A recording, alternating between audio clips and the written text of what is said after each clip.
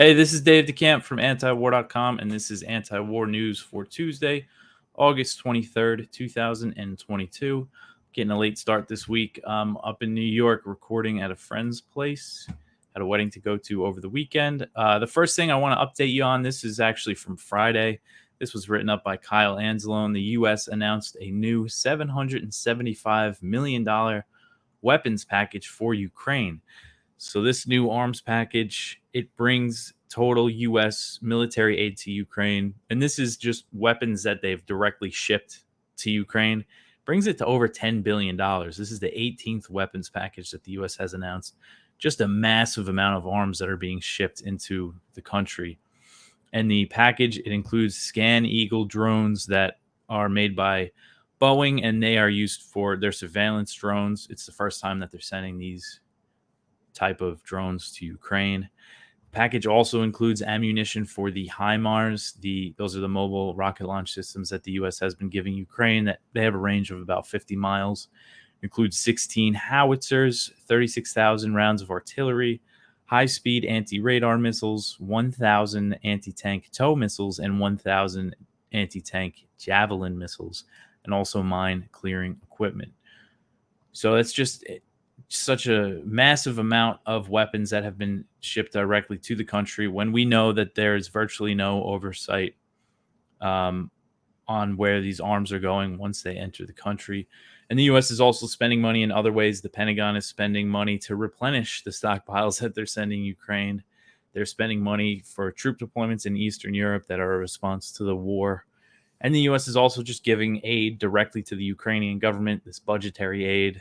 And also there's economic and other types of assistance. So just so much spending. The total amount that the U.S. has authorized to spend on the war so far is the $40 billion bill that President Biden signed into law in May. And then before that, there was a $13.6 billion bill that was approved when the war first started. So what is that? $53.6 billion just in really half a year since this war has been going. And, we just should expect to see more and more spending. But okay, so the first story, this is Tuesday's page, and this is about one of the biggest news stories over the weekend. Alexander Dugin, who's a Russian writer, philosopher, his daughter was killed in a car bombing inside Russia on Saturday night. His daughter, Daria Dugina, and she was killed, and it appears that they were targeting Dugin. She was driving his car. They attended an event together, and he was supposed to take his car, but he didn't for some reason at the last minute, and she was killed while driving her father's car. And she was a journalist and 29 years old. Now, on Monday, this is the big news on Monday, is that Russia's Federal Security Service, the FSB, they formally accused Ukraine of being behind this killing. They accused what they called Kiev's secret services. Now, for their part, Ukraine has denied that they had anything to do with this killing. Russia named a suspect, Natalia Vovik, a 43-year-old Ukrainian national. They said she's fled to Estonia since. They claim that she's a member of the Azov Battalion, which is an infamous neo-Nazi group that is part of Ukraine's National Guard. We saw a lot. They were in the news a lot earlier in the war during the Battle of Mariupol, which was their major stronghold. That a lot of the fighters there at the steel plant were Azov Battalion guys. So with Russia accusing Ukraine, we don't know really exactly what happened. They haven't really presented evidence to show that this woman was guilty, but they put out some pretty specific details about her plan, and you could read it at antiwar.com. This is from Connor Freeman. It's our top story if you want to read the details about what Russia is saying this woman did. And Connor points out that Ukraine has, there's been a few explosions in Crimea and in Russian territory since the war started. Crimea ones were more recent, and Ukraine hasn't formally taken responsibility, but it's pretty clear that Ukraine was responsible for those attacks. and there were leaks to the press with Ukraine taking responsibility. So, but this would be a major escalation, even though it doesn't seem like they killed the right person.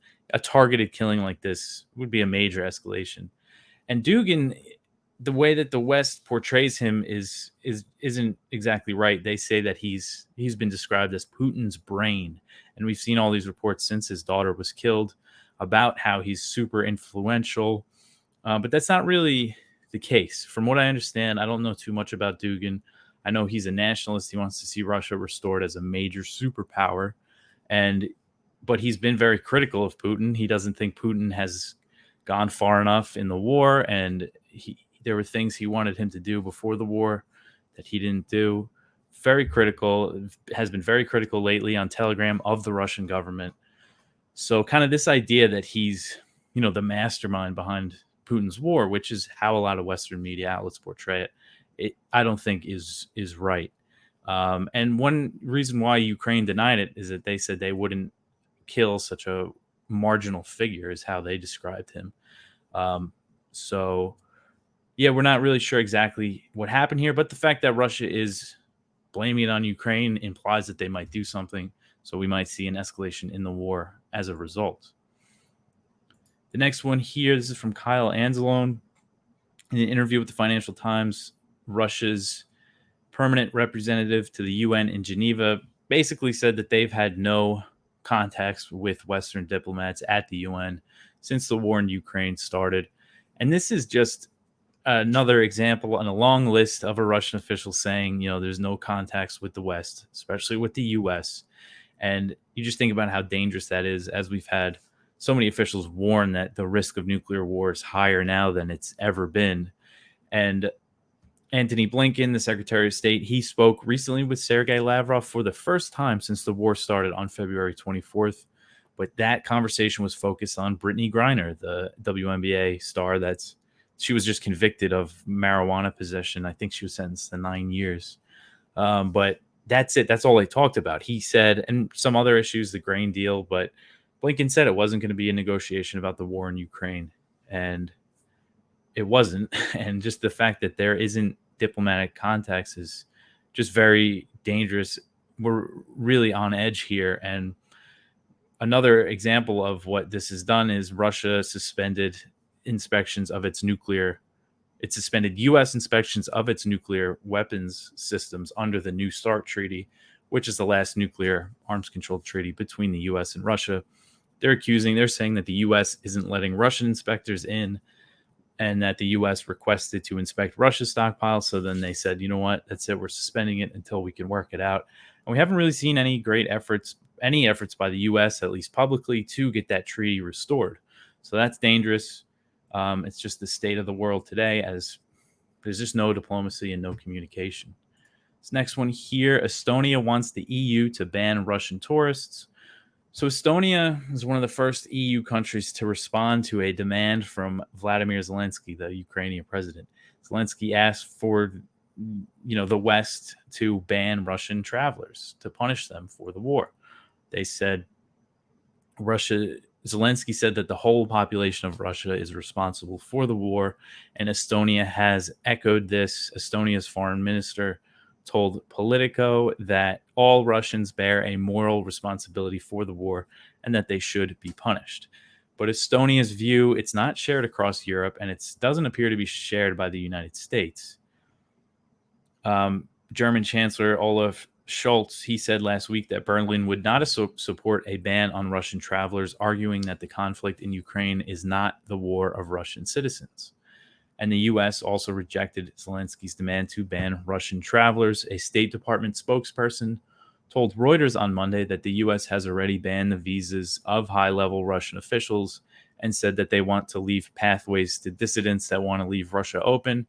And they added that the U.S. wants to draw a line between the actions of the Russian government and the people of Russia, although I had to mention that the U.S. sanctions the Western economic campaign against Russia. As history has shown us, sanctions just hurt civilians. They hurt ordinary people in the target country. And we know that these sanctions aren't hurting Putin, aren't hurting the Russian government, and aren't hurting, Russia's gas companies because they're just making record profits off oil, and and Putin is fine. But there definitely is some economic shock, mostly I would guess from the exodus of Western companies from Russia. That's a big hit to an economy. They'll recover, but people are feeling it, and it's not Putin. It's just your everyday Russians, and that this ban that would just punish them. And there's already been, so for the most part, Russians can't fly to the U.S. or anywhere in Europe, but they have been entering neighboring countries like Estonia, Finland, to fly elsewhere in Europe, and that's what Estonia they want the whole EU to ban Russian travelers altogether. It's just collective punishment for Putin's war, and just imagine if Americans were held to that standard. Okay, so the next one here, Iran says that the U.S. is procrastinating over reviving the nuclear deal. Iran on Monday accused the U.S. of procrastinating as Washington is still reviewing Tehran's response to an EU proposal to revive the nuclear deal known as the JCPOA. Iran submitted its response to the EU proposal last week, which reportedly includes guarantees that would discourage the U.S. from leaving the JCPOA again. But Joseph Borrell, he's the EU's foreign policy chief. Now, again, the EU has led this. This is their effort to revive the nuclear deal. They put forward what they call the final offer. Iran responded. They wanted to clarify or add a couple things, and the U.S. is reviewing it. But Borrell said that Iran's response was reasonable and that he hopes the U.S. will respond this week. And he wants the U.S. response to what Iran put forward to allow us to end negotiations, is what he said. So that signals that he wants the U.S. to accept Iran's offer. It's good enough that the U.S. should accept it. So everybody really is waiting on the U.S. And now on Monday, Ned Price, the State Department spokesman, he said that the deal is closer than it has been before, but that gaps remain. But he said that the U.S. was encouraged by the fact that Tehran dropped the demand to have Iran's Islamic Revolutionary Guard Corps. They were designated as a foreign terrorist organization by the Trump administration, which is a sweeping sanction. It targets any current and former members. Iran initially wanted it lifted, but they dropped that demand, and that's a pretty major concession. It's a pretty reasonable one, I think, to ask to have that lifted because it was put on by the Trump administration after the U.S. withdrew from the JCPOA. But Iran is so willing to, they really want this deal to be restored, to get sanctions lifted so they could start exporting their oil without any problems, that they drop that demand. So it really is just, we're just waiting on the U.S. and it's really just in the U.S.'s court, as it has been really since Biden came into office. At any time, he could have just said, let me just lift all of Trump's sanctions, and Iran would have, they said that would have been enough for them to come back into bring their nuclear program back into the very strict limits of the JCPOA. Next one here, the U.S. tries to reassure Israel on this potential Iran deal. This is according to a report from Axios from over the weekend. They said that the U.S. and Israel have been in contact about this deal and that the U.S. has been trying to reassure Israel. We've seen a lot of media reports that said this new deal, that the U.S. it would make a bunch of concessions to Iran, which isn't the right characterization, I think. From what the report said, all Iran is really concerned with is some guarantees that if the U.S. withdraws from the JCPOA again, as they did before, that there would be some consequences, that there would be some sanctions exemptions for a certain period after that, or that their nuclear program would kind of automatically advance if the U.S. left. And I think that's pretty reasonable because the U.S. was the party that left the deal. So it's not really a concession. But so that's what the U.S. has been trying to tell Israel, who's been very critical of these talks, saying that the U.S. should walk away. A U.S. official told Axios, characterized to Axios what the U.S. has communicated to Israel. That official said, quote, "A deal might be closer than it was 2 weeks ago, but the outcome remains uncertain as some gaps remain. In any case, it doesn't seem to be imminent," end quote. So again, we see that gaps remain line. So tells me that they do, they already have their excuse that if they don't want to revive it, they'll say, oh, that they have their reasons. And Israeli officials confirmed to Axios that there have been talks with the U.S. over the issue, but they said that their concerns have not been eased. They said that they're not reassured. Israel's national security advisor has traveled to Washington, and he is expected to hold talks on Iran on Tuesday with Jake Sullivan, his American counterpart. And with the possibility of the U.S. and Iran making a deal, Israeli officials, they're making their opposition known publicly. Israeli Defense Minister Benny Gantz said Monday that Israel will work to bring a potential nuclear deal down. Israeli officials have always hinted at taking military action against Iran if the deal is revived, and Israel has previously carried out covert attacks inside Iran to sabotage negotiations between the U.S. I linked to back in April 2021, right when the U.S. and Iran resumed indirect negotiations on the JCPOA. Israel carried out a covert attack on Iran's Natanz nuclear facility. There was an explosion there, and that led to Iran advancing its nuclear program more. All the stuff that Israel does, that's the result. So if they really cared about Iran's nuclear program, they would favor a revival of the JCPOA. Okay, so the next one here. China forgives debt for 17 African nations. So I thought this one was interesting. This is from this is an Australian news site, but we always hear the U.S.